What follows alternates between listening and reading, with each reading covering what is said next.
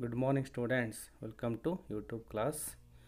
Circles. In this chapter, we already discussed about introduction of circles, parts of the circles, and theorem related to arc subtended by the chord of a circle and angle subtended by the arc of a circle. And also, we are discussed about cyclic quadrilateral and exercise problems related to the cyclic quadrilateral. For in this class we discussing about some more examples and exercise problems related to cyclic quadrilateral and circles. Then first one problem is, in the given figure angle PQR is equal to 100 degree, where P, Q and R are points on a circle with center O. Find angle OPR. Observe the diagram carefully. Here O is the center of the circle and PR is the chord of a circle. Observe that PR is the chord of a circle and angle PQR is equal to 100 degree. The angle PR is the chord and angle PQR is the angle subtended by the chord PR at the minor arc. And angle, and take S, the another point S in the major arc, and angles PSR is the angle subtended by the chord PR in the major arc, and also angle POR is the angle subtended by the chord PR at the center. There are three angles formed by the chord PR. Therefore, one is PQR, another one is POR, and another one is PSR. PQR is given and PR is chord. We know that PR is chord. We mark point S on the major arc of the circle. Major arc alli S point anna mark ಮಾಡಬೇಕು and join the PS and PR. Then we get angle PSR.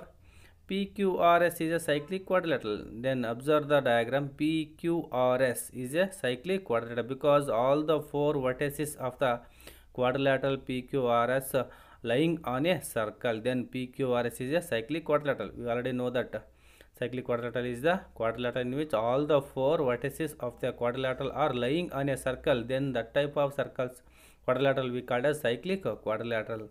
Then PQRS is a cyclic quadrilateral. So angle PQR plus angle PSR is equal to 180 degree because sum of opposite angles of a cyclic quadrilateral is equal to 180 degree. ನಿಮ್ಗೆ already ಗೊತ್ತಾಗಿ pair of opposite angles of a cyclic quadrilateral is equal to 180 degree. Then angle PSR plus angle PQR is equal to 180 degree. PQ ಗೆ S opposite vertex, ಹಾಗಾಗಿ angle PQR plus angle PSR is equal to 180 degree ಅಂತ ಬರ್ಕೋಬಹುದು. Angle PQR is given 100 degree plus angle PSR is equal to ಗೊತ್ತಿಲ್ಲ, ನಾವು ಅದನ್ನ ಹಾಗೆ ಬರ್ಕೊಳ್ಳಿ, is equal to 180 degree. Then angle PSR is equal to 180 degree plus 100 degree is transferred to RHS, then it becomes minus 100 degree. Then 180 degree minus 100 degree which becomes 80 degree. Then angle PSR is equal to 80 degree. Arc PQR subtends angle POR at the center of a circle and angle PSR on points S. So angle POR is equal to 2 angle PSR. Angle POR is equal to 2 angle PSR. Then angle POR is equal to 2 into 80 degree. PSR because 80 degree ಇದು ಹೆಂಗೆ ಬಂತು? angle POR is equal to angle 2 into angle PSR because according to the theorem angle subtended by the arc at the center is double the angle subtended by the it at any point, other point on the circle. For example, here PQR is an arc and O is the center of the circle and angle POR is the angle formed by the arc PQR. Then S is the another point in the remaining part of the circle. Then angle POR is equal to 2 into angle PSR ಅಂತ ನಾವು already theorem prove ಮಾಡಿದ್ವಿ, theorem ಪ್ರಕಾರ ಬರ್ಕೋಬಹುದು. Therefore angle POR is equal to 2 into PSR is already find out ಮಾಡಿದ್ವಿ 80 degree, 2 into 80 degree which is equal to 160 degree. Then angle POR is equal to 160 degree ಅಂತ ಗೊತ್ತಾಯಿತು. Next, now in triangle OPR triangle ನ observe ಮಾಡ್ತಾವ್ರಿ. OPR observe ಮಾಡ್ತಾವ್ರಿ. In triangle OPR, OP and OR are the radii of the same circle. Then they are equal. Then OP is equal to OR. Therefore angle OPR is equal to angle ORP because angle opposite equal sides are equal ಅಂತ ನಿಮ್ಮ theorem prove ಮಾಡಿರ್ತೀರ. ಅದರ ಪ್ರಕಾರ ನಾವು OPR is equal to ORP ಅಂತ ಕೂಡ ಬರ್ಕೋಬಹುದು. Also in triangle OPR Angle OPR plus angle ORP plus angle POR is equal to 180 degree. Angle sum property of a triangle. Then angle OPR plus angle OPR, because OPR is equal to ORP. Then ORP is equal to OPR ಅಂತ ಗೊತ್ತಿರುತ್ತೆ ನಿಮಗೆ. ORP ಬದಲಾಗಿ ನಾವೇ ಬರ್ಕೋಬೋದು OPR ಅಂತ ಬರ್ಕೊಳ್ತೀರಾ. Then angle OPR plus angle OPR is plus angle POR is equal to 180 degree. Then OPR plus OPR ಏನಾಗುತ್ತೆ, angle 2 angle OPR plus 160 degree. POR is 160 degree. Then 160 degree is equal to 180 degree. Then 2 angle OPR is equal to 180 degree minus 160 degree. Then it becomes 2 angle OPR is equal to 20 degree. Then angle OPR is equal to 20 degree divided by 2. 2 ones are 2 tens. Then angle OPR is equal to 10 degree. ಗೊತ್ತಾಯ್ತು, angle OPR ಎಷ್ಟಾಗುತ್ತೆ ಹಾಗಾದರೆ 10 degree ಆಗುತ್ತೆ. ಈ ರೀತಿ ನಾವು find out ಮಾಡ್ತಾ ಹೋಗಬೇಕು. And next one, if diagonals of a cyclic quadrilateral are diameters of the circle through the vertices of the quadrilateral, prove that it is a rectangle. Question ಅರ್ಥ ಮಾಡ್ಕೊಳ್ರಿ.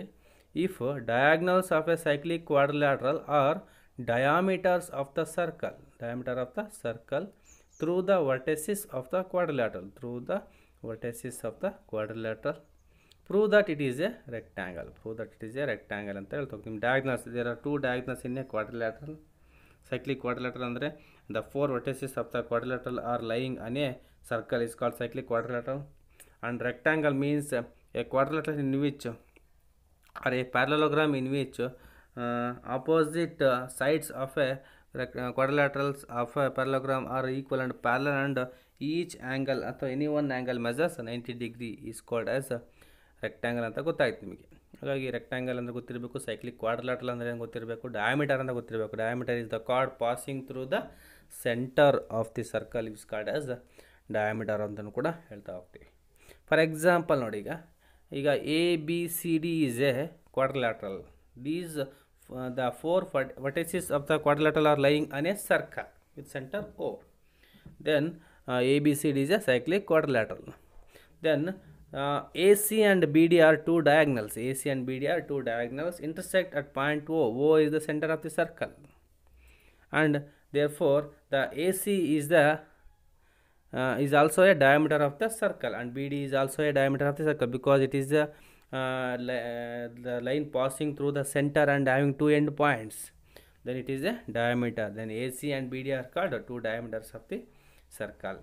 Given, let ABCD is a cyclic quadrilateral where diagonals AC and BD are diameters. Understand?